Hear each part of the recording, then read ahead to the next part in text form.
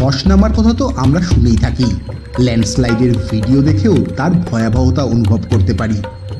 এটা কিন্তু উত্তরবঙ্গ, আপনি আসলে দেখতে পাবেন এই চিত্র।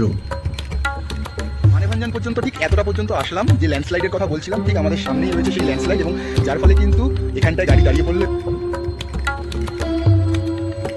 সান্দাকফু যাওয়ার জন্য মানেভঞ্জন থেকে বাদিকের রাস্তাটা উপরে উঠে গেছে, আর যে রাস্তাটা তলা দিয়ে ধরতে যাচ্ছে তার শুরুতেই ধস পড়ে রাস্তার এই অবস্থা।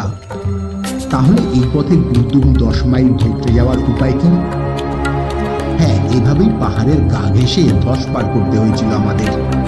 তারপর আবার এপারে থাকা গাড়ি স্ট্যান্ড থেকে গাড়ি ধরে চলে যান গন্তব্যে। এখান থেকে কিন্তু পুরো এই যে এখান থেকে পুরো ভেঙে গেছে। সত্যি যে জিনিসটা দেখাবো, এখানে